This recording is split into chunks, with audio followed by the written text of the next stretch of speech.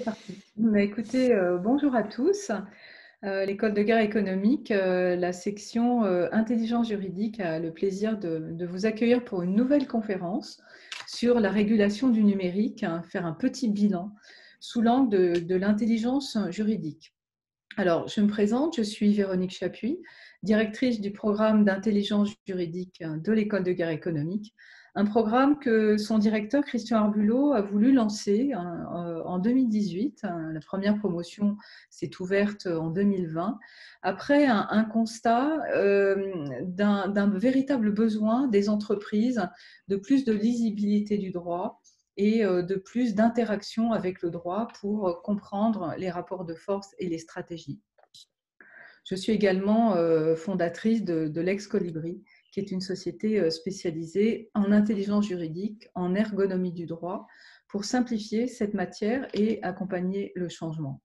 Alors, l'intelligence juridique, très rapidement en introduction de cette conférence, c'est une matière, enfin une définition qui a été posée par le professeur Warusfeld il y a déjà quelques années, une petite dizaine d'années. Et l'objectif, c'est véritablement de comprendre l'environnement juridique, mais également de le relier aux enjeux. C'est ça qui est important, parce que faire du droit pour du droit, ça amène souvent à des discours qui sont perçus comme des discours anxiogènes, qui sont des discours bloquants, qui ne permettent pas aux stratégies d'entreprise de se déployer.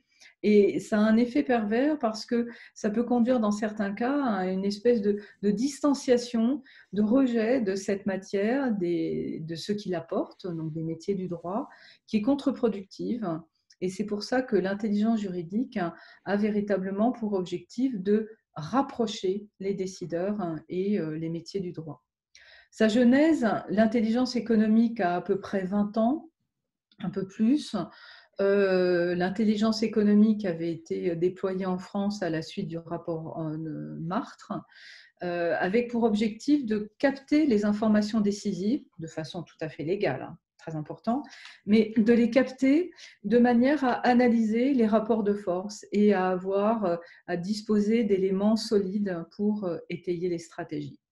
Progressivement, on est allé vers le droit et l'intelligence économique, et puis on a commencé à regarder les stratégies du droit et des métiers du droit. Mais en tout état de cause, ce qui a vraiment poussé vers le déploiement de cette intelligence juridique et cette commande de l'école de guerre économique et des entreprises, il y a trois facteurs. Déjà des facteurs externes. Il faut comprendre la mondialisation. On vit, même si le terme est impropre, on vit sur deux territoires, notre terrestre, notre numérique, et puis d'ailleurs, il faut commencer à parler du spatial. Il y a l'enjeu de l'extraterritorialité de certaines lois, à commencer par le droit américain, mais d'autres sont en embuscade. Et dans ce cadre-là, les décideurs ont besoin de comprendre. C'est ce que je disais en introduction. Ils veulent des grilles de lecture, ils veulent avoir des critères pour décider. Donc, c'est vraiment important que les juristes, avec un grand J, qu'ils soient avocats, spécialistes en conformité, fiscalistes ou autres, que les autres métiers, voient le droit différemment et le présentent différemment. On a un facteur métier également. On s'aperçoit que l'entre-soi juridique, la technicité, cette époque où on rédigeait des notes qui étaient lues ou pas, prises en compte ou pas, est dépassée. Cette époque où, d'ailleurs, on finit par se présenter un peu comme un business partner est aussi à dépasser parce qu'on veut aller au plus près des décideurs, on veut aller au plus près du business, on veut vraiment faire en sorte que le droit soit pris en compte en amont dans la conception des stratégies, dans la conception des projets. Et pour ça, il faut apprendre à penser autrement, il faut se former différemment. On a déjà des choses qui ont évolué, la stratégie juridique, on en parle, on entend parler du legal design qui se déploie, du droit clair, de l'innovation juridique, mais l'intelligence juridique a cette particularité d'englober tout cela et vraiment d'apporter la brique du droit, des enjeux des des enjeux de la transformation des métiers, des enjeux des techs, tout ce qui va permettre d'outiller et ça va être notre propos aujourd'hui, le numérique, quel est ce rapport au numérique et comment l'éthique et le droit interagissent avec ce nouveau monde sur un champ qui est très vaste puisqu'on couvre à la fois le droit, droit dur, droit souple en tant que matière, on couvre les enjeux de la justice. Comment, d'ailleurs, comment s'est digitalisée la justice? On a vu avec le Covid que ça avait été un vrai enjeu, l'administration et les métiers du droit. Métiers du droit dans leur globalité. On couvre tous les champs, qu'ils soient nationaux, européens, internationaux et même le spatial, même si certains d'entre vous vont dire non, le spatial, on ne fait pas encore de commerce sur la Lune ou ailleurs, ce n'est pas pertinent. Et pourtant, il y a déjà des signaux faibles que l'intelligence économique nous transmet qui doivent nous conduire à vraiment y prêter attention. Et voyez, aujourd'hui, je pointe là sur mon écran l'intelligence artificielle et l'IT, l'informatique, le numérique, la digitalisation. Et on va faire un focus là-dessus parce qu'il y a vraiment des points d'attention qu'on voulait partager avec vous. Avec l'objectif numéro 1 de l'intelligence juridique, c'est que ce n'est pas une matière à part qui va faire sa vie toute seule. Hein. Non, c'est vraiment l'objectif, c'est d'enrichir les réflexions de l'intelligence économique pour enrichir la prise de décision par les décideurs. Si on regarde bien d'ailleurs, l'objectif numéro 2, c'est d'accompagner les transformations. Et de ce point de vue-là, vous voyez, quand on a commencé tous à faire du conseil juridique, on est passé progressivement à la prévention, après avoir intégré la conformité aux lois et aux règlements. Tout ça, bien sûr, en continuant à gérer les contentieux qui étaient la base, je dirais, de ce rapport des parties au droit. Mais vous voyez, si on fait une approche d'intelligence juridique, on va vraiment arriver sur deux matières qu'on va toucher du doigt véritablement. D'ailleurs, je vais mettre en plein écran, ce sera plus facile pour voir. Donc, l'intelligence juridique va permettre de montrer qu'il faut que les juristes, les métiers du droit et leur écosystème, leurs clients internes et externes, fassent de la prospective, c'est-à-dire réfléchissent véritablement à qu'est-ce qui va se passer demain. Et ça va être un des, je dirais, un des points que nos invités vont partager avec vous. Et puis, la qualité. Je prédis vraiment qu'on va être vers une démarche de qualité. On parle aujourd'hui de la conformité aux lois et aux règlements, mais l'étape suivante, c'est de faire de la qualité juridique, comme d'ailleurs nos amis ingénieurs ont fait il y a 20 ou 30 ans en créant ces démarches qualité et en créant les normes ISO. Et l'objectif numéro 3, c'est d'avoir, dans ce contexte-là, pour avoir un interlocuteur vraiment partenaire, participant au COMEX, un interlocuteur qui parle le même langage que les dirigeants, qui comprennent leurs préoccupations, qu'on est le juriste stratège, qui va à la fois faire de la prospective, faire de la stratégie.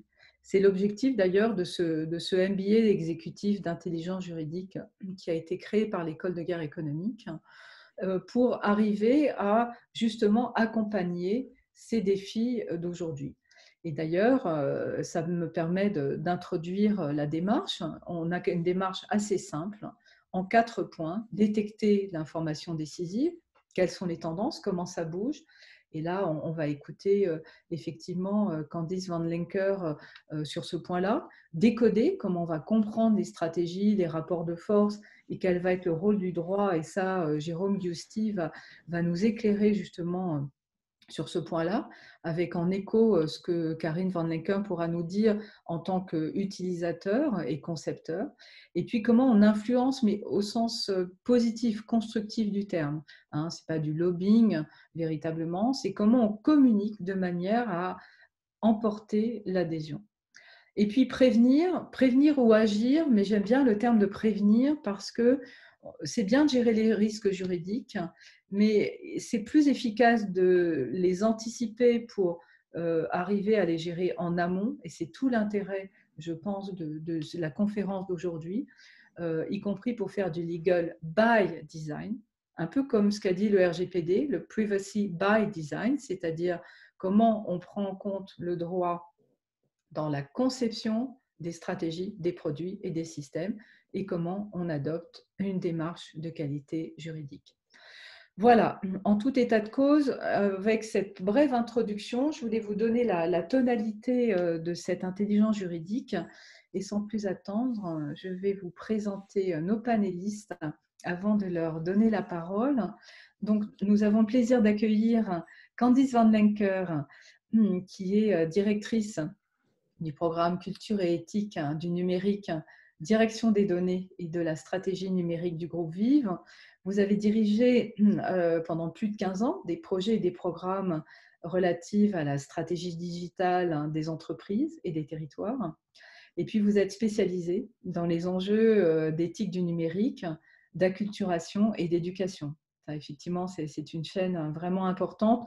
Et vous êtes à l'interface, en fait, entre les visions stratégiques et leur déclinaison, entre tactique et opérationnel. Et puis, nous accueillons également Jérôme Giusti. Jérôme, vous êtes avocat spécialiste en droit de la propriété intellectuelle, en droit des nouvelles technologies, de l'informatique et de la communication. Et c'est vrai que ça fait un continuum vraiment essentiel.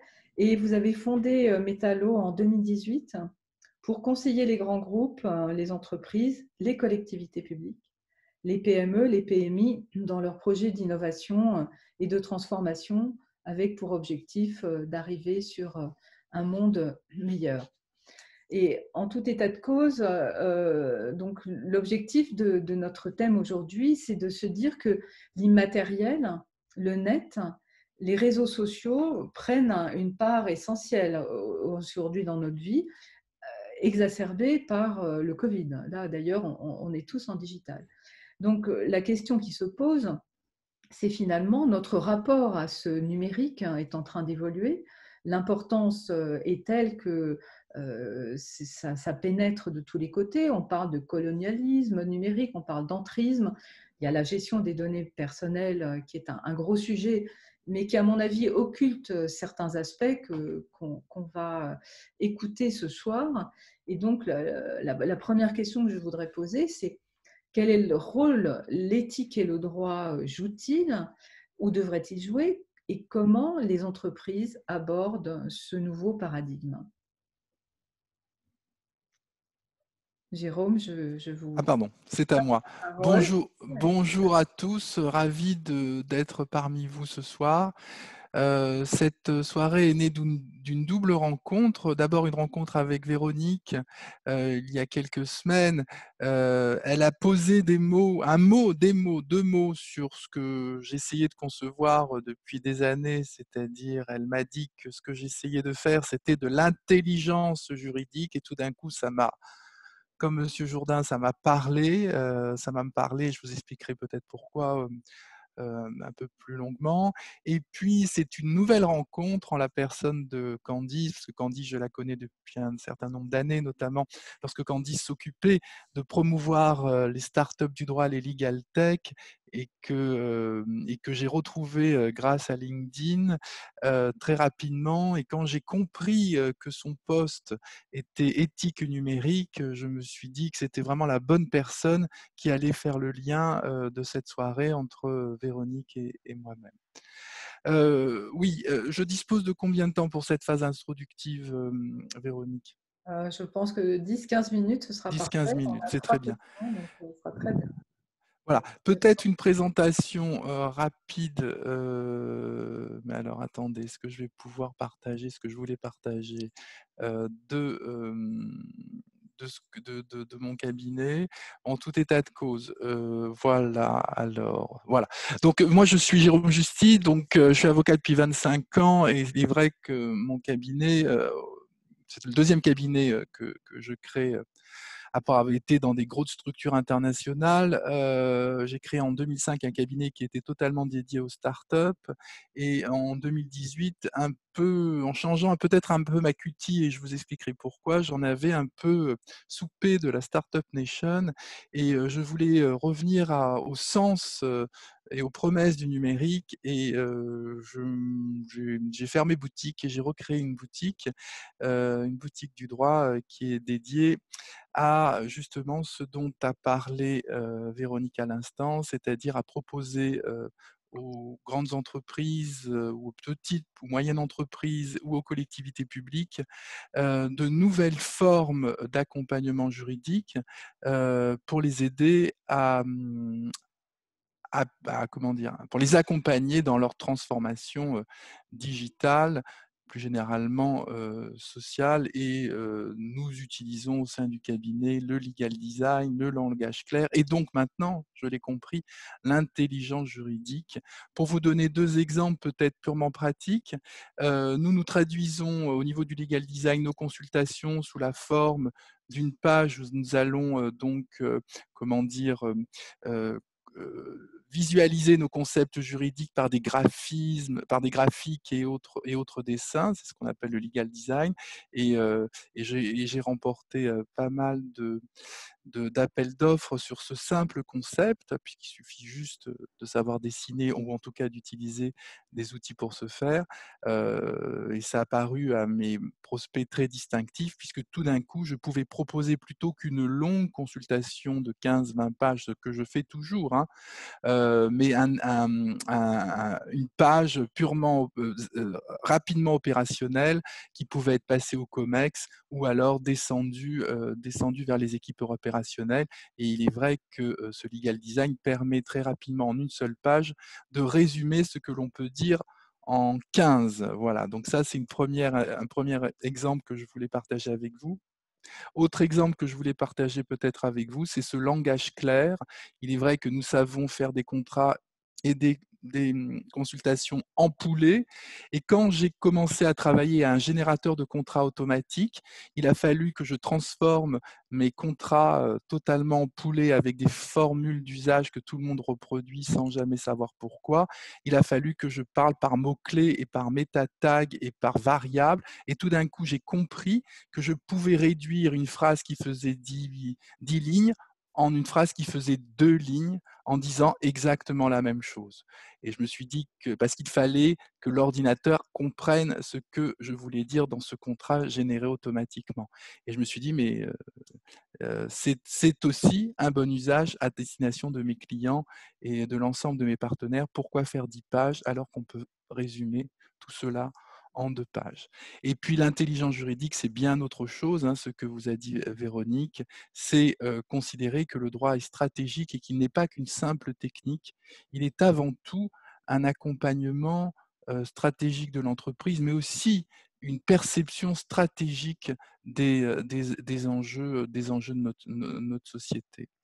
Alors, je ne sais pas comment je passe à la slide d'après, excusez-moi, voilà.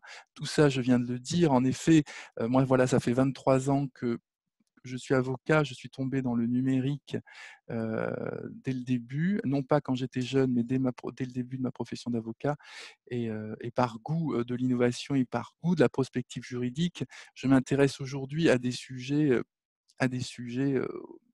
aussi intéressants que la blockchain, l'intelligence artificielle et tous ces sujets dont on pourra parler. Mais en fait, ces sujets ne sont rien par rapport au concept, et en tout cas à l'idée que je voudrais développer aujourd'hui devant vous, c'est-à-dire, et pour répondre à la question de ce soir, qui est de se poser la question de savoir si 25 ans après l'arrivée du numérique dans nos pratiques, est-ce qu'il faut le réguler? Et là-dessus, moi j'ai une idée assez radicale que je vous propose à la réflexion et dont on pourra peut-être débattre. C'est Sur que, la slide avant, Jérôme, oui, je crois que c'était sur la slide précédente, pardon, effectivement, ou celle d'après, les promesses du oui, numérique, hein. ah oui, pardon. Mais avant d'arriver à ça, en fait, aujourd'hui, en 2020, nous fêtons les 20 ans de la directive pour le commerce électronique, la directive européenne, qui a créé, par principe, une irresponsabilité comment on va dire, par défaut, des grandes plateformes de ce qu'on appelait les fournisseurs d'accès et les hébergeurs à l'époque, hein, les grands opérateurs du net. Et comme vous le savez tous, ces grands opérateurs sont par défaut irresponsables, a priori, et ce n'est que dans le cas où ils ont connaissance des infractions ou des contenus illicites qu'ils peuvent, sous certaines conditions, sur certaines conditions, devoir agir. Et pourquoi on a fait ça? C'est parce qu'en 2000, cette directive qui a été intégrée en 2004 dans notre droit interne, c'est la fameuse loi pour la confiance dans une économie numérique. Et comme son nom l'indique, c'est qu'on voulait préserver l'économie naissante. Et on était prêt à considérer, et excusez-moi, mon propos est un peu provocateur, de considérer que pour aider l'économie numérique, il fallait rendre les opérateurs irresponsables. Comme si, au bout du compte, le développement et la croissance économique se fondaient sur l'irresponsabilité. Et ça, c'est un problème, à mon sens, majeur que nous vivons depuis 20 ans et qui est un total abandon de l'intelligence juridique, des principes même de notre éthique et de notre droit. Comment considérer qu'une économie peut être prospère et être au service des hommes et des femmes si les principaux acteurs de cette économie sont déclarés a priori irresponsables. Ils sont à tel point irresponsables qu'ils sont devenus, dans les faits, et ça tend aujourd'hui vers une irresponsabilisation totale. C'est-à-dire que malgré les lois et les règlements, et moi je peux vous dire qu'aujourd'hui, ça fait depuis plus d'1 an que je me bats contre Google pour obtenir l'identification de l'auteur d'un blog qui diffame mon client. En fait, malgré toutes les lois, et notamment la loi qui oblige un opérateur, qu'il soit hébergeur ou, ou autre, de fournir les données de son client, Google ne fournit aucune donnée valable. Il faut l'assigner en justice. Une fois qu'il est assigné en justice et qu'on a choisi d'assigner la bonne personne, parce que Google est bien entendu en France, en Irlande et aux États-Unis, donc Google joue de cette extranéité.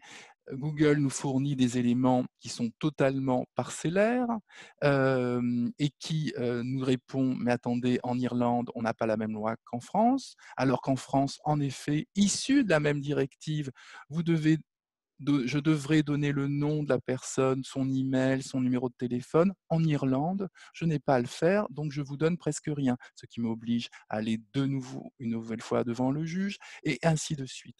Il y a aujourd'hui un anonymat complet sur Internet qui nous empêche, même nous avocats et même juge d'instruction qui est dans mon affaire, ne peut pas accéder à l'obligation première d'un opérateur économique, c'est de dévoiler l'identité d'une personne qui a commis un délit sur Internet.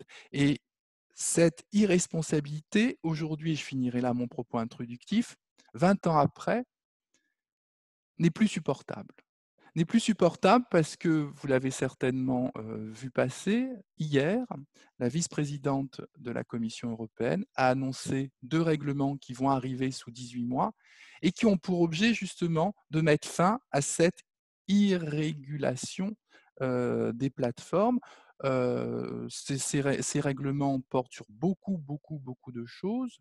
La loi Axel Lemaire, dont on fête les 4 ans cette année, avait également essayé, dans une moindre mesure, de rectifier certaines erreurs, même l'erreur initiale, le péché, le péché originel du droit de la responsabilité concernant les opérateurs de plateforme. Et bientôt, nous aurons deux règlements européens qui feront on ne peut plus être irresponsable à l'âge du numérique. Je voudrais juste citer ce qu'a dit la vice-présidente hier en présentant ces 2 règlements, dont l'un s'appelle Digital Service Act et l'autre Digital Markets Act. Je n'irai pas plus loin en détail, sauf si vous souhaitez qu'on vienne que je vienne en parler un peu plus. Et elle a dit une chose que moi, que j'aurais beaucoup de prétentions à dire, mais que je dis depuis pas mal depuis pas mal de temps, pardon.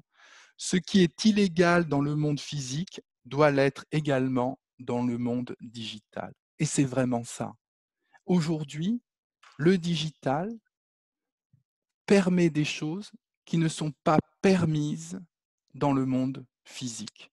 Et c'est cette dichotomie et cette contradiction totale qui fait que les responsables, les industries traditionnelles sont responsables de leurs biens, elles sont gardiens de la chose, de leurs employés, elles sont responsables de leur commerce, elles sont responsables des conséquences causées même sans faute par leur activité, et ça n'empêche pas qu'elles subsistent et qu'elles résistent et qu'elles se développent, alors que dans le monde numérique, nous avons des opérateurs encore plus gros, encore plus forts, encore plus financiarisés, qui ne sont responsables ni de leur commerce, ni de leur activité, ni de leurs employés. Et c'est ça qui ne va plus aujourd'hui, et c'est ça qui, j'espère, sera rectifié avec ces 2 nouveaux règlements. Voilà, j'en finis pour l'instant pour ce qui est de cette peut-être introduction, et je laisse la parole à Candice qui a Ah, certainement une vision différente, un peu différente de la mienne, puisqu'elle est dans l'entreprise, alors que moi, que je suis qu'un conseil d'entreprise. peut-être avant que Candice prenne la parole, Jérôme, pour notre auditoire, pourrais-tu préciser en 2 mots, tu parlais du Digital Services Act et du Digital Market Act, quels sont les grands points qu'ils amènent? Alors, en effet, les grands points qu'ils amènent, c'est que déjà, c'est la régulation. C'est-à-dire qu'aujourd'hui, il y a des difficultés liées qui sont de plusieurs niveaux. Déjà, d'un point de vue concurrentiel, les grandes plateformes, en fait, se servent elles-mêmes et empêchent les nouveaux entrants d'accéder à leurs services, à leur contenu et en quelque sorte, portent atteinte à la libre concurrence puisque étant monopolistiques et créant des standards, elles interdisent aux autres de bénéficier de contenus et de données qui devraient appartenir à tout le monde. Donc ça, c'est un premier pan de taille.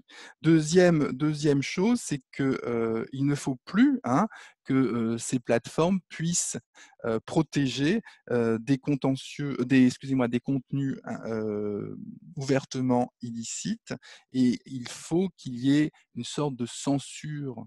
Alors, on pose la question de savoir si c'est de la régulation ou de l'autorégulation, mais en tout état de cause, les sanctions, c'est un peu ce qu'a imaginé l'Europe au niveau du RGPD, seraient dans ce cas-là financières et pourraient aller jusqu'à un pourcentage du chiffre d'affaires de l'entreprise en question si l'entreprise ne respectait pas certaines conditions. Voilà, c'est 2-3 exemples. Il y a beaucoup de choses dans ces projets de règlement, mais en tout état de cause, c'est pour vous montrer la volonté de l'Europe de briser, de casser en quelque sorte alors non pas les monopoles au sens peut-être juridique du terme, mais de casser le monopole de fait que ces plateformes se sont octroyés. Et une des sanctions pourrait être en effet la scission des entreprises. Donc, vous voyez que ça va assez loin au niveau de la régulation. Et c'est vrai que le temps que tu arrêtes ton partage d'écran pour laisser le partage à Candice, on peut peut-être souligner le fait que Emmanuel Combe, sur une de nos conférences, l'avait précisé. Le droit européen de la concurrence est quand même un droit puissant. L'autorité de la concurrence est puissante. Donc, on gage que cette initiative européenne soit quand même pleine de succès. Jérôme, est-ce que tu veux arrêter le partage d'écran Oui, peut-être? pardon.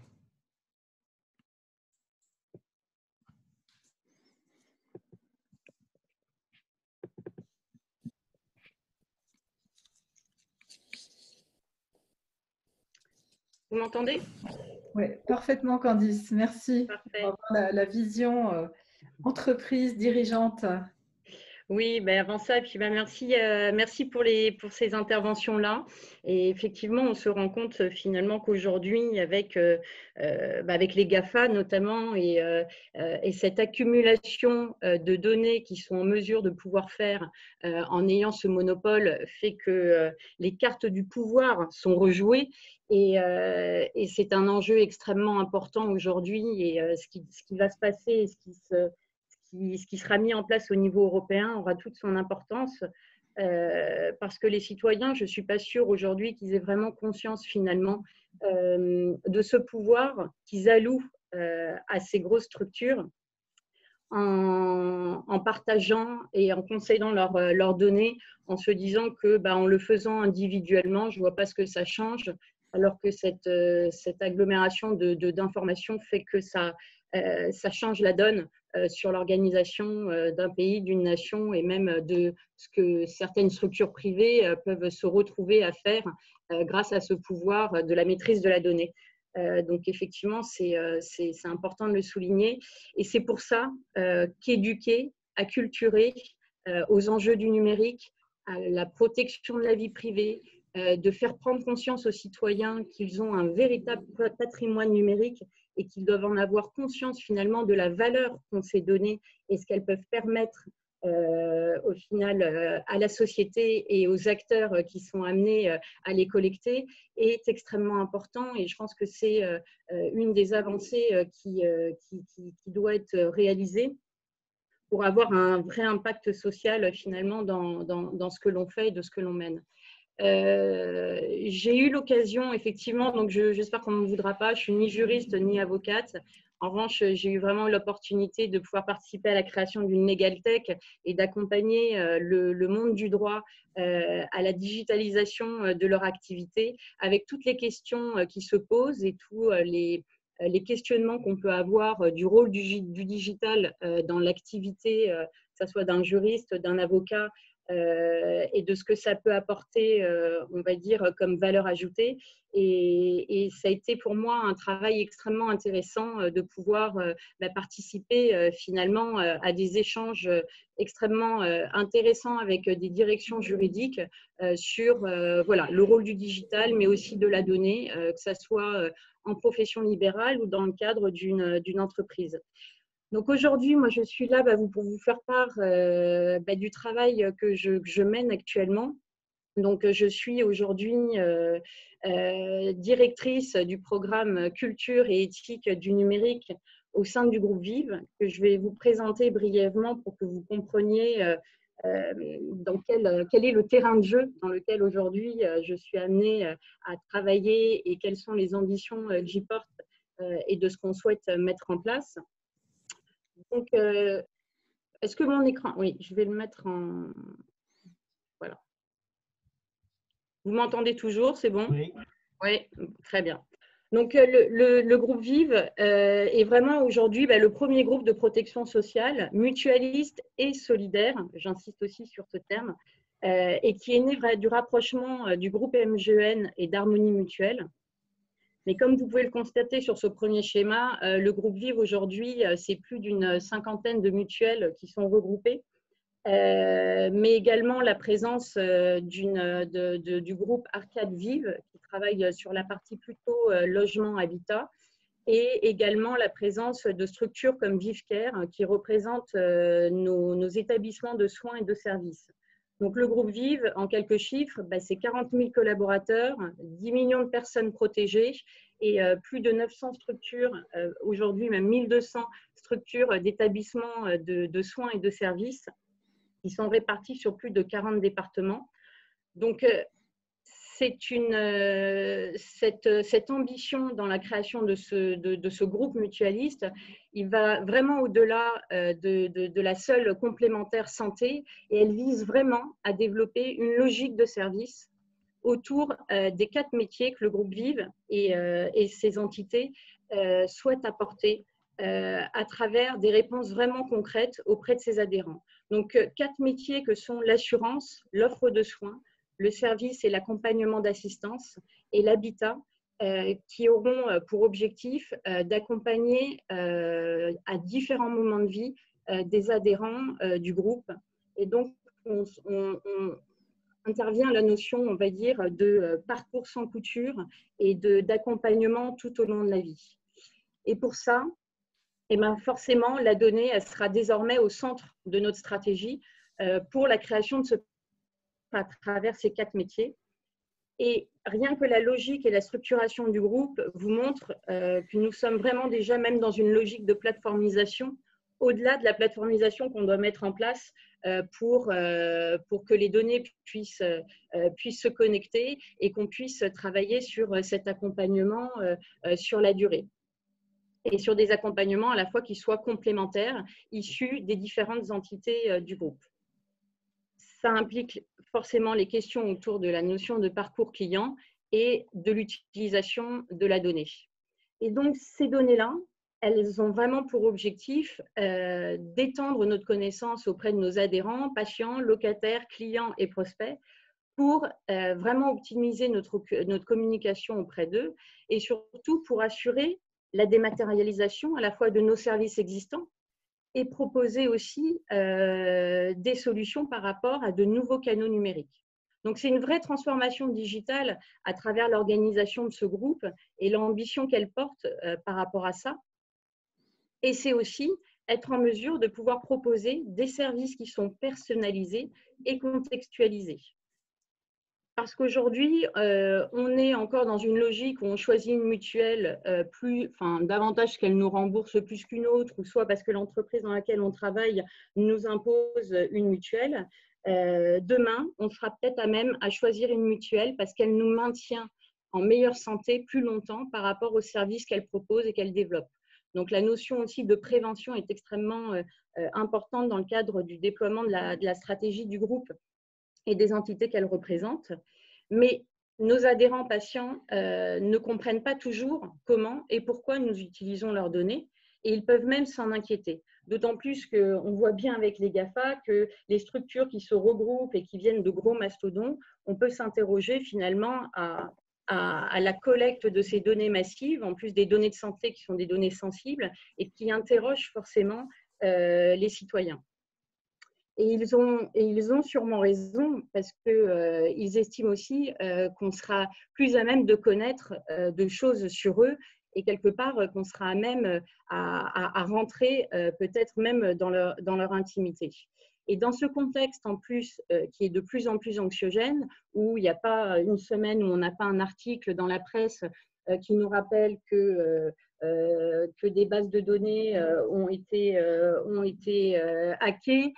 Ça a été le cas de grosses structures, même comme Doctolib, et que c'est des informations qu'on apprend comme ça par la presse, et on se sent complètement désemparé par rapport à ça, parce qu'on ne sait pas finalement qu'est-ce qu'on peut faire finalement pour protéger nos données par rapport à ça. Et donc, c'est important. Et c'est ce qui m'a semblé important aussi en rejoignant le groupe Vive et en proposant de déployer ce programme, c'est finalement c'est de travailler et d'échanger et d'être en lien direct avec l'ensemble de nos adhérents pour leur expliquer, pour les rassurer et aussi de les protéger dans la manière dont on va traiter les informations, dans la manière dont on va créer des liens avec eux dans le cadre de la digitalisation de nos activités et nos services. Et donc, c'est pour ça que l'idée a été de travailler sur un programme autour de culture et de l'éthique du numérique, avec une question simple que je me suis posée au début, c'est de dire, on a un groupe mutualiste, les mutuelles se sont fondées sur des valeurs extrêmement fortes dans le cadre de la promesse mutualiste et du code de la mutualité, et qu'au final, la digitalisation au fur et à mesure de toutes les activités nous invite à nous poser la question dans quelle mesure ce qu'on va être amené à créer, à développer et les nouvelles relations qu'on va avoir à travers le digital avec nos adhérents permet de pouvoir retranscrire toutes les valeurs que l'on défend, à savoir des valeurs de solidarité, des valeurs d'égalité de traitement, des valeurs de transparence. Et finalement, est-ce que tout ça se retrouve dans tout ce qu'on est en train de mener? Donc, quand on parle de l'éthique, on la définit vraiment comme une discipline qui va réfléchir à la bonne manière d'agir, individuellement ou collectivement. Et toujours chercher à adopter un point de vue qui soit impartial. Et par conséquent, ça va être donner du sens à une action de digitalisation d'une plateforme, d'un service, d'une API. C'est l'ensemble des règles de bonne pratique qu'on peut mettre en place et pour lesquelles on doit s'entendre pour ensuite pouvoir les mettre en application. Et c'est aussi des questionnements. L'éthique, c'est vraiment une discipline qui nous invite finalement à nous questionner perpétuellement parce qu'au final, les actions qui vont en découler seront forcément différentes. Et donc, pour ça, c'est extrêmement important de pouvoir agir à ce niveau-là. Et donc, par rapport à ça, souvent on me dit ah, mais c'est bon, on a l'éthique du numérique, comme on est en compliance avec le RGPD, ben, on est éthique. Or, l'éthique du numérique, elle n'est pas à confondre avec la conformité ni la sécurité. Ce sont des éléments qui sont indispensables, ce sont des paliers, mais l'éthique va aller au-delà. On n'est pas là pour répondre à une norme ni à une loi. Et l'idée va vraiment être dans une réflexion collective et qui va consister à donner ses propres lignes de conduite et de réfléchir par rapport à nos valeurs et nos principes. Ce qui fait que mettre en place un programme d'une culture éthique du numérique dans une entreprise, ce n'est pas quelque chose qui sera scalable et elle sera différente d'une entreprise à une autre parce que les valeurs ne sont pas forcément les mêmes, les priorisations ne sont pas les mêmes et les principes peuvent aussi diverger. Et par conséquent, sa traduction sous forme d'action et sous forme de principe ne sera pas la même d'une entreprise à l'autre. Donc aujourd'hui, au sein du groupe Vive, ce qui est challengeant en plus de ça, c'est que c'est une structure qui est formée aussi de d'autres structures qui ont des valeurs fortes, qui ont une identité forte. Et par conséquent, l'idée, ça va être de trouver aussi, on va dire, une cohérence d'ensemble avec une feuille de route qui nous permet d'aller dans le même sens dans le déploiement digital de nos activités. Et donc, la question qui se pose, c'est finalement quels doivent être nos garde-fous par rapport à ces valeurs mutualistes. Mais avant d'être appliquée, l'éthique, elle doit être impliquée dans les différentes strates de l'entreprise. Parce que l'éthique est vraiment une notion qui est très transversale et elle s'applique à tous les niveaux. Et on va la retrouver vraiment dans le principe, comme on le disait tout à l'heure, sur le legal by design, où on a aussi on va avoir la notion d'éthique by design pour vraiment avoir une responsabilité éthique dès la conception. Et dès la conception, on va se retrouver dans des problématiques avec des acteurs qui vont être complètement différents par rapport à l'éthique des usages, que je vous présenterai tout à l'heure. Mais si on reprend l'éthique by design, quand on va être sur la conception d'une application ou d'une plateforme et autres, va se poser des questions avec les data scientists sur les questions d'algorithmes. Qu'est-ce qu'on entend par la loyauté d'un algorithme par rapport finalement à ce qu'on souhaite développer dans un service? Donc, la notion d'explicabilité et de transparence deviennent extrêmement importantes. La qualité de prévision et de justesse de décision sont nécessaires parce que c'est vraiment perçu comme une boîte noire et le mode de fonctionnement finalement est assez opaque puisqu'on ne décrit jamais comment l'algorithme a été construite, à partir de quelles données et avec quel type de calcul pour arriver à quelle finalité. Donc ça, il y a un gros travail qui est à faire pour le coup pour vraiment intégrer une logique d'éthique by design avec nos data scientists au sein du groupe. Et il y a aussi les notions de biais, de jugement de valeur et de discrimination qui doivent être prises en compte avec cette cible-là. Ensuite, l'éthique des usages sera aussi des interrogations qu'on va avoir au sein de l'entreprise pour viser à s'interroger sur les usages du numérique que vont avoir nos adhérents, patients, collaborateurs à partir des outils qu'on va développer. Est-ce qu'un outil d'e-santé où on va créer, je prends un exemple, pas forcément d'un service déployé par le groupe, mais si on prend par exemple une montre connectée qui va mesurer par exemple le pouls ou autre, dans quelle mesure on ne peut pas créer des formes d'addiction par rapport aux usages qu'on pourra avoir à partir de ces outils d'e-santé. C'est des questions qu'on peut se poser. La question des données collectées par ma mutuelle, est-ce qu'elles aujourd'hui, elles servent uniquement pour améliorer ma relation client, ou est-ce que ces données-là peuvent servir à d'autres choses? Et donc, les notions de consentement, de transparence sont extrêmement importantes. Et à ce moment-là, le travail à mener avec les directions juridiques à ce niveau-là est extrêmement important aussi. Et par ailleurs, l'éthique des usages aussi, c'est est-ce qu'une application que je vais développer va pouvoir être accessible au plus grand nombre? Un service d'e-santé n'est pas forcément aussi accessible que d'aller sur Facebook ou sur un réseau social. Donc, on peut très bien avoir auprès de nos adhérents des personnes qui maîtrisent l'usage des outils numériques, qui passent leur journée avec un smartphone et qui pour autant pourraient être pas du tout à l'aise ou pourraient avoir des problèmes pour accéder à un service d'e-santé. Et donc là, toujours pour faire le lien avec le juridique, Jérôme, tu en parlais tout à l'heure, la question du langage juridique clair et la façon de pouvoir expliquer et faire accéder aux citoyens à des services d'e-santé ou d'administration est pour moi un enjeu extrêmement important à ce niveau-là. Et enfin, l'éthique sociétale qui va vraiment interroger sur les impacts numériques sur la société et le fait aussi de réfléchir sur comment on accompagne nos citoyens pour une meilleure acquisition de ces outils, de ces usages, de leur expliquer comment ça fonctionne. Ça en revient à ce que je disais en début d'introduction, à savoir que les gens comprennent que leur donnée aujourd'hui a une valeur, que pour les entreprises aujourd'hui, la donnée, c'est ce qui c'est le pétrole d'autrefois. Et c'est ce qui fait que les entreprises gagnent leur vie et se font de l'argent. Et donc, il y a une notion d'éducation qui, à ce niveau-là, est extrêmement importante. Au sein du groupe Vive, très rapidement, et par le biais de nos entités, on a déjà une politique de l'éthique qui est déjà en marche depuis quelques années.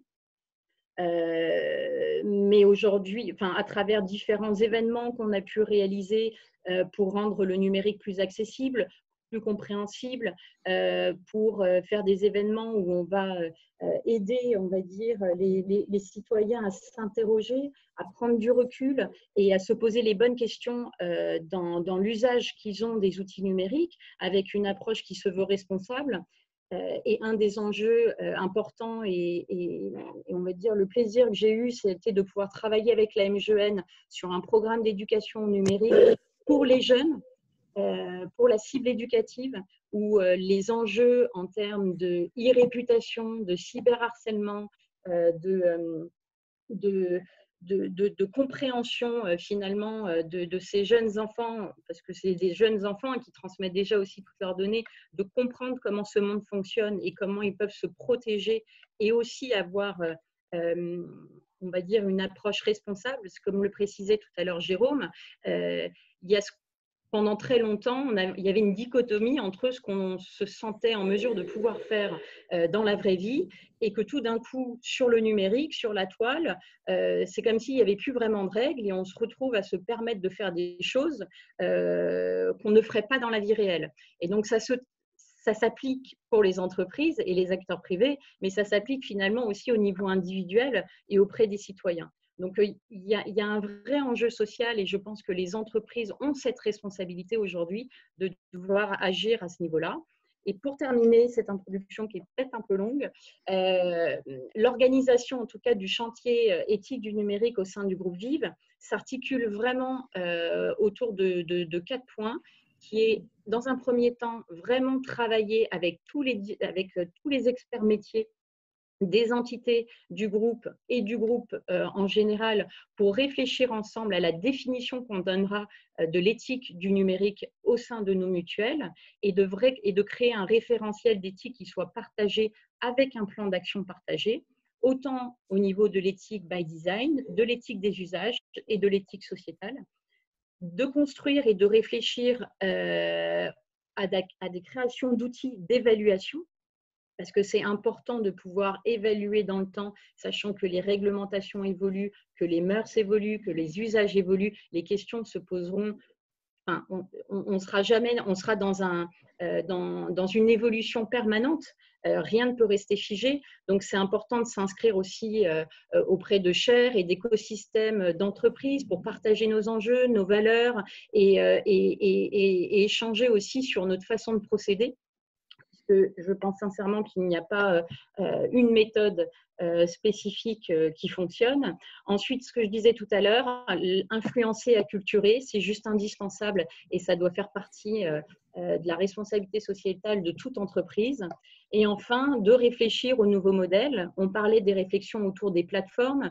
Les plateformes aujourd'hui coopératives qui vont mettre le citoyen au cœur du business model finalement de leur service est extrêmement intéressante et il y a des émergences vraiment d'expérimentation qui sont aujourd'hui intéressantes de suivre et donc voilà, ça fait partie aussi de notre programme de participer à ces réflexions-là, de mener des ateliers et d'avancer auprès des collectivités locales dans les réflexions autour des villes intelligentes et du rôle que peuvent jouer une entreprise comme la nôtre dans l'évolution de ces modes de vie sur ces territoires. Voilà pour cette partie introductive. Vraiment intéressant, Candice. Il y avait une question d'ailleurs pendant que vous parliez qui s'interrogeait sur l'importance de l'éducation, de la formation. Je pense que vous y avez largement répondu parce que c'est vraiment dans la feuille de route. D'ailleurs, pour l'auditoire, nous prendrons toutes les questions à la fin. Je rebondis simplement sur celle-là qui était phare. On voit que c'est le modèle économique du groupe Vive intègre, et c'est ce que vous avez énoncé de façon très affirmée, justement cet enjeu éthique dans le développement des modèles. Donc, on est dans une approche, à mon avis, totalement innovante.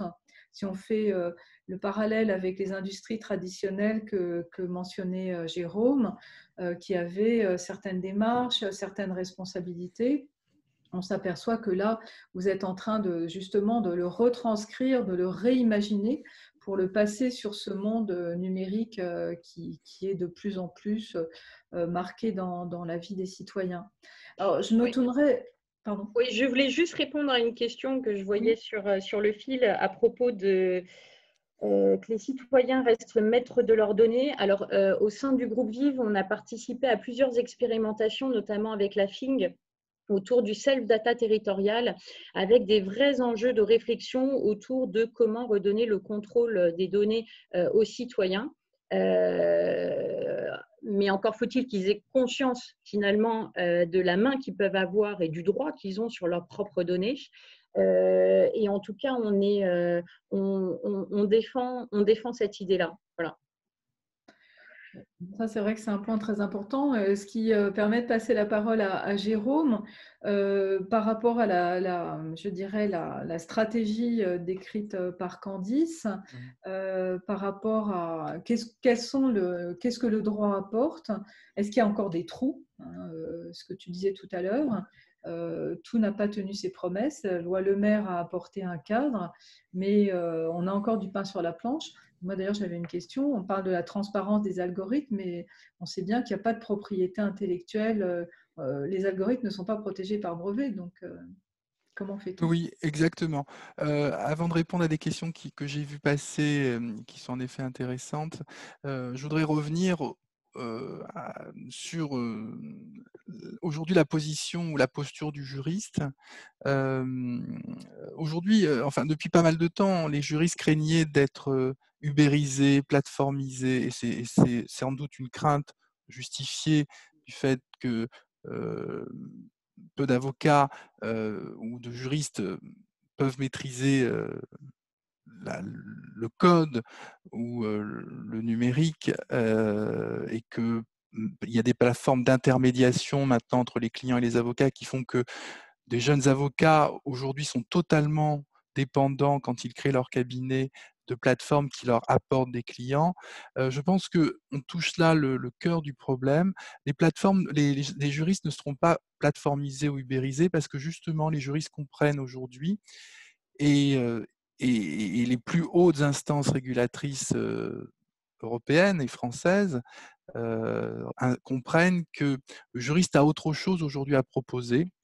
Alors, il ne s'agit pas de parler d'éthique au sens moralisateur, il ne faudrait pas voir dans le juriste un père la morale, mais en tout cas de stratège. Voilà. Et c'est en intégrant le fait que le droit n'est pas qu'une technique, mais le droit est aussi une stratégie pour l'entreprise lorsqu'il est pris en amont, lorsque les juristes sont consultés en amont, et qu'il repose sur des principes fondamentaux qui sont nos principes républicains. Et nous pouvons parler du RGPD, mais le RGPD a cela d'extraordinaire, c'est qu'il est devenu viral au monde entier, et on peut considérer qu'il y a non pas une soft law européenne, mais il y a une hard law européenne, et il ne faut pas considérer que plus rien n'est possible, parce que pendant ces 20 ans que je dénonçais, on avait aussi l'habitude de dire que le numérique, on n'y peut rien, la loi court toujours après l'usage numérique. Eh bien non, avec le RGPD, on se rend compte que c'est l'usage qui court après la loi. Et ça, c'est important d'avoir conscience de cette reprise en main, non pas dans le sens de la sanction et de la régulation, mais dans le sens de réaffirmation d'une confiance qui est aujourd'hui perdue, je pense, entre les grands acteurs du numérique et les États. La preuve, l'Europe veut remettre de l'ordre, une confiance qui est perdue aussi entre les internautes et les possibles opérateurs économiques, notamment sur la question des données. Candice en parlait, mais quand il n'y a plus de confiance, il n'y a plus de contrat. Voilà. Et le contrat fonde nos sociétés. Alors, je pense qu'il faut, nous juristes, nous avons encore beaucoup de place sur cette position de stratège, et ça revient à ce que tu plaides, Véronique, c'est-à-dire cette intelligence juridique qui fera que, bien entendu, peut-être que des contrats se feront maintenant de façon automatisée, peut-être qu'il y aura une justice dématérialisée, et bien entendu, c'est pas que peut-être elle arrivera et qu'il faudra forcément l'accepter, mais en tout état de cause, nous aurons toujours, nous juristes, un rôle à jouer dans l'entreprise, dans la justice et dans la société pour rappeler les valeurs fondamentales qui fondent le droit. Et ces valeurs fondamentales, je les ai exposées ici, c'est que d'une part, il faut, il y a déjà le contrat qui est fondamental. Aujourd'hui, on ne contracte plus, on ne sait plus, on appuie sur des boutons, on ne sait plus ce que l'on accepte. Et à travers le langage clair, à travers le legal design, il faut pouvoir redonner un sens aux choses que l'on signe. Il y a aussi le principe de responsabilité. Hein, et je l'ai déjà dit, nous sommes, nous, avocats, juristes, à rappeler sans cesse qu'il n'y a pas de liberté sans responsabilité. Et aujourd'hui, la responsabilité s'est perdue. Il y a aussi ce principe de souveraineté. Il n'est pas possible que la France ou l'Europe ne soit pas souveraine en ses États, que Google, pour vous donner un exemple, ou d'autres, ou Uber, que j'attaque également, nous disent que ce n'est pas la loi européenne qui s'applique, c'est la loi américaine, que ce n'est pas la loi française, mais c'est la loi irlandaise, et refusent même à un juge d'instruction de communiquer des informations. Il y a, sans souveraineté nationale ou européenne, il n'y a plus de droit. Il n'y a plus que des îlots de droit et de la transnationalité qui ne génère plus de droits que l'on choisit, de droits dont on est responsable. Et donc, il faut retrouver ces principes fondamentaux qui sont le droit au contrat, le droit à la souveraineté, le droit à la responsabilité. Et enfin, le dernier droit, c'est le droit le plus attaqué à mon sens, c'est la propriété. La propriété, depuis deux siècles, vous savez qu'elle est sacrée, absolue, mais que depuis 2 siècles, les juges et les lois ont fait en sorte que cette propriété, ce principe absolu de propriété, soit devenu tout relatif. Et qu'aujourd'hui, il n'existe pas, notamment en matière de propriété intellectuelle, je suis bien placé pour vous le dire, un droit absolu des marques, un droit absolu du droit d'auteur, un droit absolu des brevets. Aujourd'hui, tout droit de propriété intellectuelle doit forcément être aménagé et considéré en fonction du droit au public à connaître, du droit au public à pouvoir accéder à la culture, du droit au public et à différentes choses. Et donc, il n'y a plus aujourd'hui de droit absolu de propriété. Mais les grands opérateurs du net ont réencapsulé un droit de propriété sur des choses qui n'existaient qui ne faisaient pas l'objet de propriété. Et donc aujourd'hui, ces grands opérateurs ont recréé un absolutisme de la propriété. Et c'est pour ça que moi, je défends la préservation avec beaucoup d'autres de communs et et la défense et la redécouverte de choses dont l'article du Code civil nous dit il est des choses qui n'appartiennent à personne et dont l'usage est commun à tous. Il y a des choses qui ne peuvent appartenir aux grandes plateformes Internet et dont l'usage doit être commun à tous. Et donc, c'est ce rôle-là et ces grands principes, il en existe 4, peut-être il peut en exister encore, mais qui sont fondamentaux, que chaque juriste connaît et connaît sur le bout des doigts, qu'il faut pouvoir réinterpréter à l'aune de cette ère numérique qui nous les a fait peut-être oublier. Donc c'est peut-être une ouverture qui vous paraissait peut-être pessimiste. Ma fermeture, ma conclusion est totalement optimiste. Et si nous, à juristes, nous emparons de cette nouvelle ère numérique, si il existe aujourd'hui dans des groupes comme Vive des directions d'éthique et numérique qui ne se confondent pas avec le droit, et Candice, comme elle l'a dit, n'est pas juriste, mais elle va travailler avec des directions juridiques, elle va travailler avec des directions opérationnelles sur un principe qui est commun, qui n'est pas le droit, qui est l'éthique. Et je pense que c'est une manière de retrouver un fonctionnement, un modus operandi entre les différents opérateurs, qu'ils soient dans l'entreprise ou en dehors de l'entreprise. Et donc, c'est avec beaucoup d'espoir, moi, que je conclue mon intervention et que je répondrai à vos questions, s'il est l'heure d'y répondre, en exhortant tout le monde et en essayant comment dire, de convaincre tout le monde que nous avons aujourd'hui, nous sommes aujourd'hui à un instant, 20 ans après, à un instant de prise de conscience que les juristes, l'éthique, le numérique ne sont pas contre nous, que le numérique peut faire le pire, mais il peut aussi faire le meilleur. Juste peut-être un chiffre parmi tous les chiffres que je vous ai cités là et que vous pouvez lire.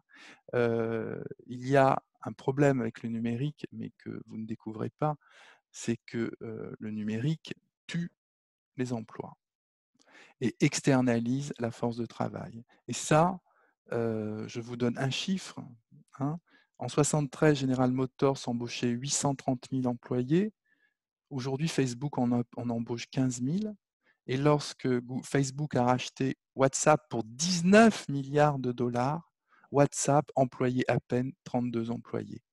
Et au-delà des principes que je vous ai énoncés, il y a un principe qui boucle en quelque sorte avec nos discussions de tout à l'heure, avant même que nous commencions cette conférence.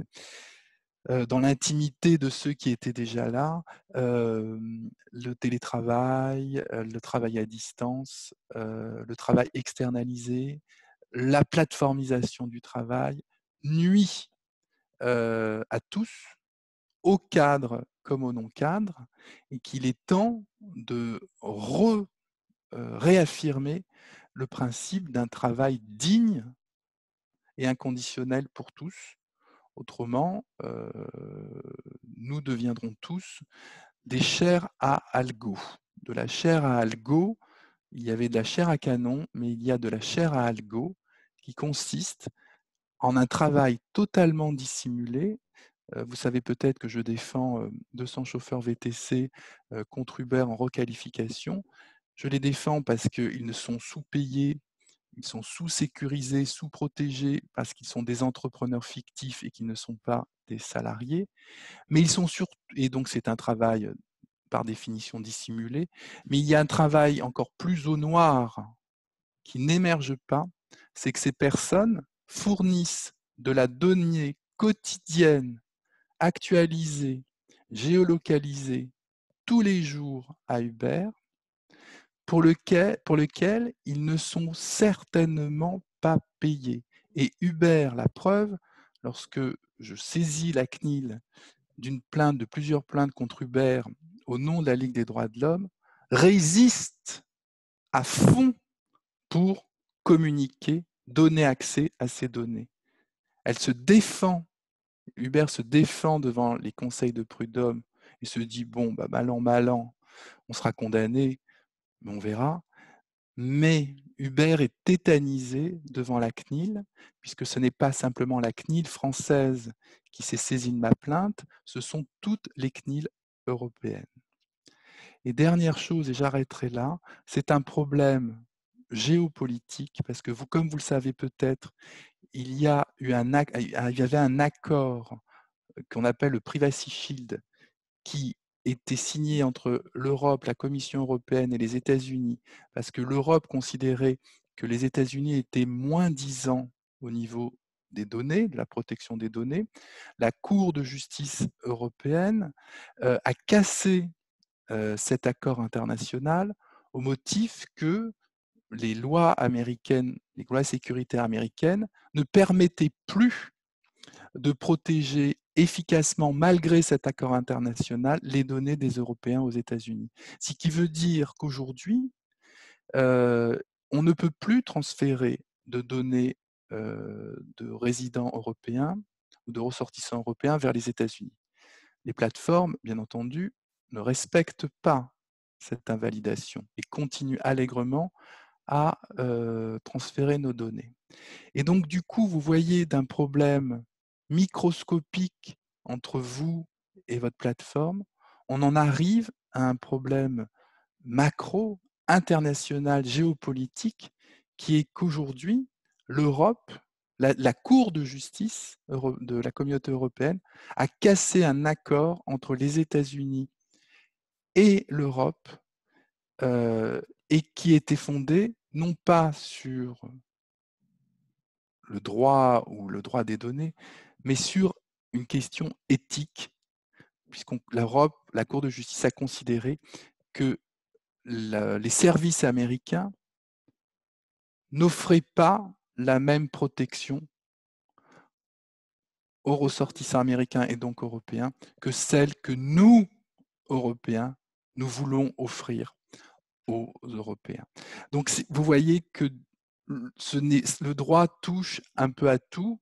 Il touche à l'éthique, il touche à la géopolitique. Et sur ces sujets du numérique, justement, quand on parle droit et éthique, on parle géopolitique. Merci Jérôme, je crois que c'est vraiment un point très important que tu viens de souligner et ça permet aussi d'introduire une question pour Candice. Aujourd'hui, on a l'intelligence économique et l'intelligence juridique qui se rejoignent pour mettre en exergue ce genre de problématiques. Mais quelles recommandations pour convaincre les COMEX, les directions, d'être plus proactives dans la démarche? Qu'est-ce que vous en pensez, Candice? Les convaincre pour être plus proactifs dans la démarche, elle est à plusieurs niveaux. Elle va se traduire déjà tout simplement par le fait qu'à un moment donné, même si on est une entreprise de l'économie sociale et solidaire, on doit parler business model, on doit parler aussi rentabilité, on doit parler de concurrence. Et que demain, si on ne veut pas qu'on soit concurrencé par un Amazon, parce que les outsiders, finalement, il va en avoir et qu'aujourd'hui, il faut être clair, les GAFA collectent beaucoup plus de données de santé à travers tout ce qu'ils sont amenés à traquer par les traces qu'on laisse sur Internet et sont en mesure de s'investir aujourd'hui dans le marché de la santé et c'est ce qu'ils font. Donc par rapport à ça, il y a une question qui est, j'ai envie de dire, qui est beaucoup plus générale et qui est de se dire quelle société on veut en tant que citoyen. Et donc pour moi, quand on parle d'éducation, quand on parle d'acculturation, on doit passer par là pour que les personnes puissent prendre les bonnes décisions. Un acte de consommation est un acte politique. On l'a très bien vu sur le bio. À un moment donné, il y a eu cette réaction qui n'est pas venue finalement des entreprises, mais du citoyen qui en avait ras-le-bol de ne pas avoir de traçabilité sur ce qu'il mangeait, sur la qualité et sur la façon dont était gérée la chaîne alimentaire et qui, à un moment donné, a refusé de s'inscrire dans cette démarche. Et ben pour le numérique, c'est la même chose. Aujourd'hui, les gens n'ont pas conscience que leur acte individuel a des conséquences quand on en fait la somme. Et donc, c'est ce que disait tout à l'heure Jérôme.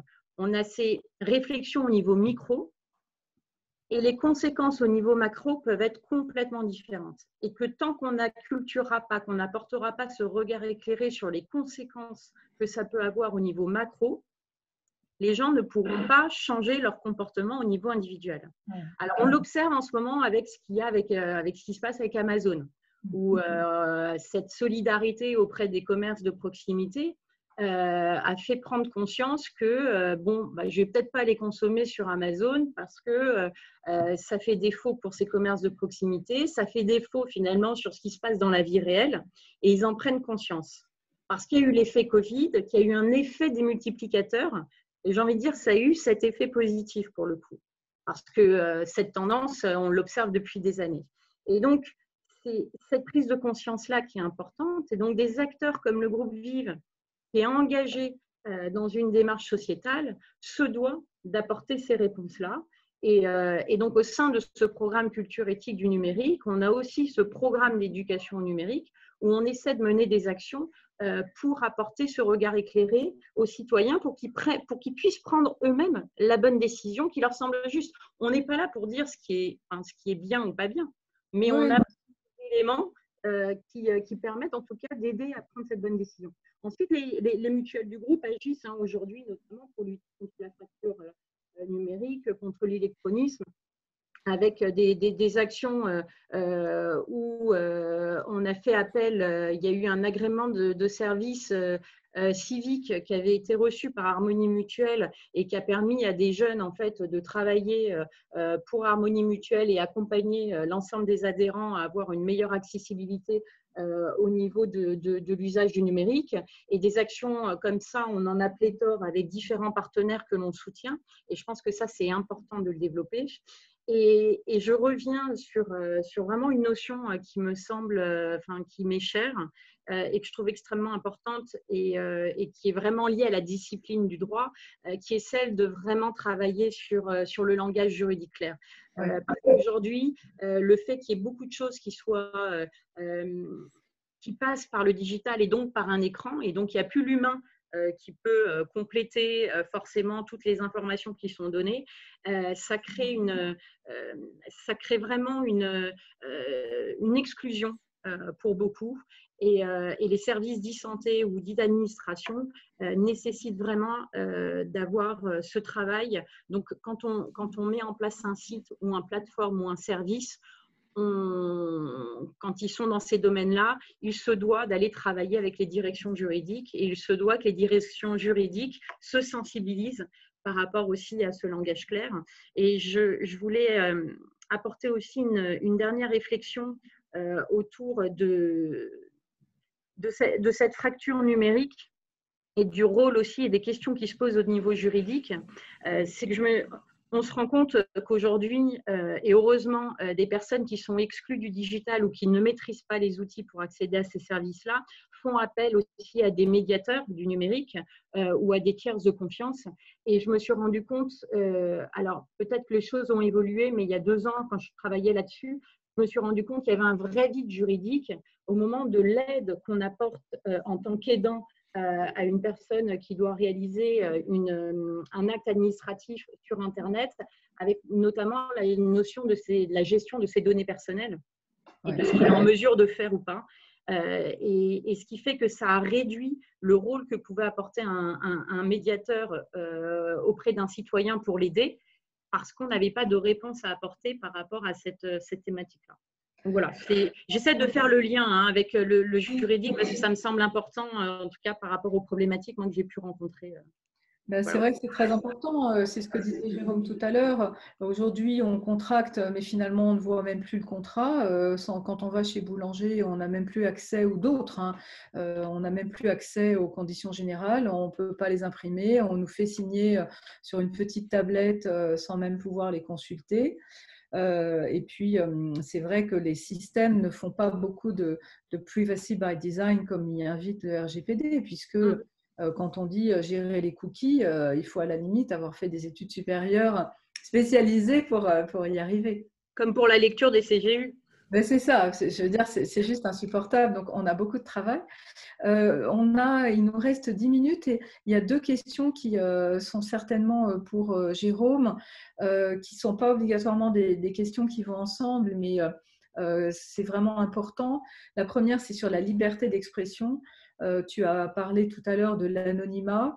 Il y a des problèmes dans je dirais, les réseaux sociaux qui, pour certaines parties, sont de vraies écuries d'Augias avec le pouvoir, d'ailleurs, pas toujours demandé par les réseaux sociaux, de faire le modérateur de ces contenus.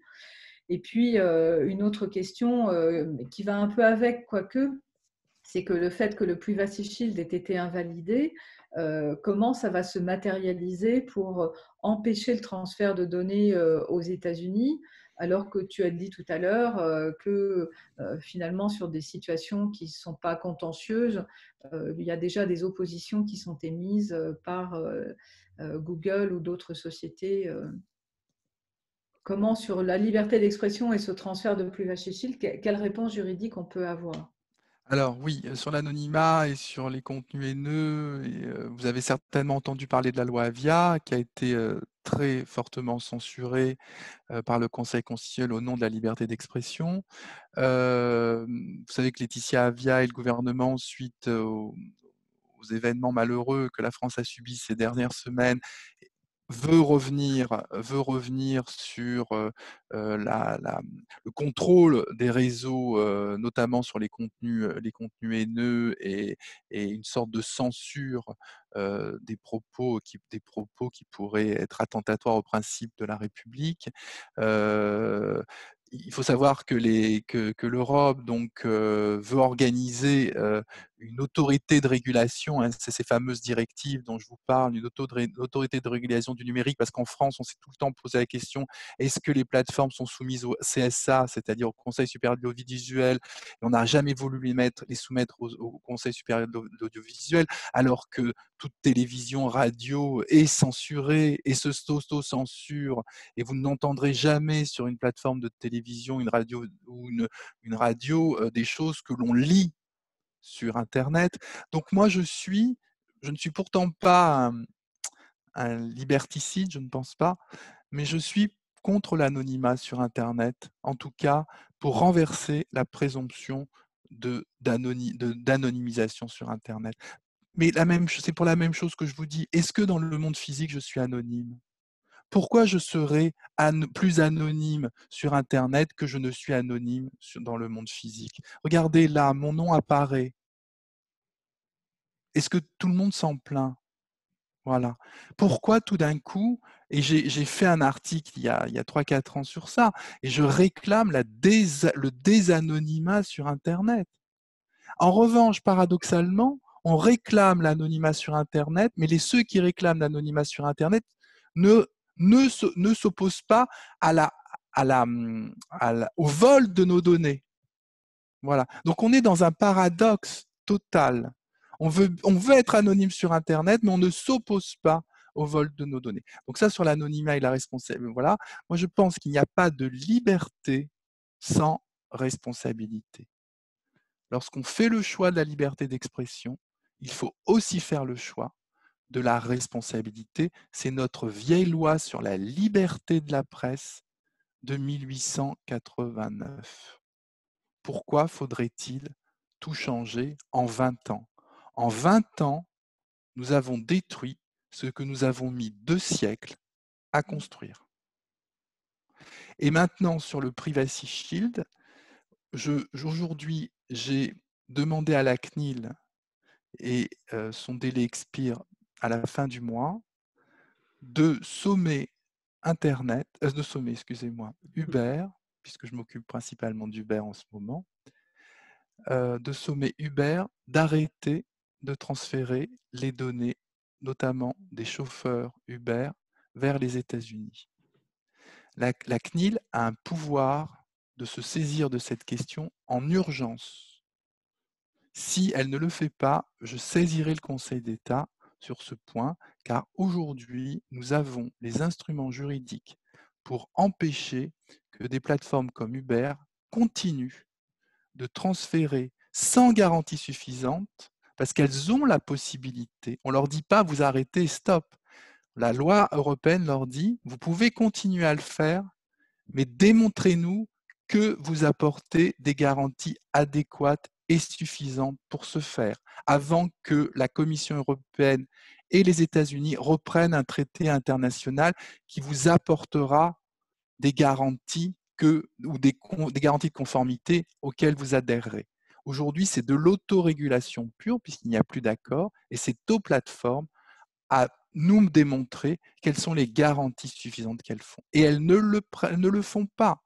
Donc aujourd'hui, la réponse c'est que si vous ne faites pas, si un opérateur, que ce soit français même, qui transmet des données vers les États-Unis, ne met pas en place de par lui-même des garanties suffisantes pour respecter le droit des ressortissants européens vers les États-Unis, cet opérateur méconnaît la loi européenne et doit être sanctionné.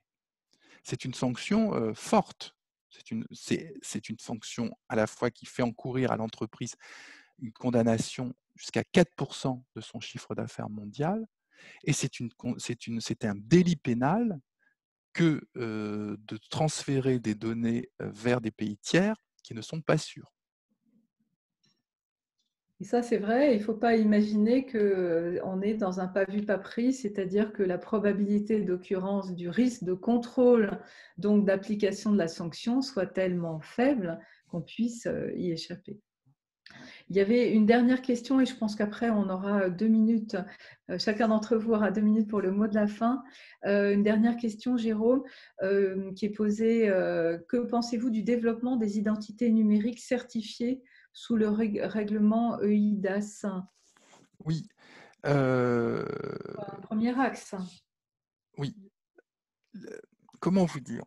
C'est très contradictoire parce que à la fois il nous faut des identités numériques sécurisées, c'est très clair, et à la fois il ne faudrait pas nous réduire à une identité numérique unique. Voilà, c'est toute la problématique que nous avons, et la loi de 78 a été notamment faite, la première loi sur les libertés numériques en Europe et dans le monde, a été faite pour lutter contre justement un identifiant numérique unique.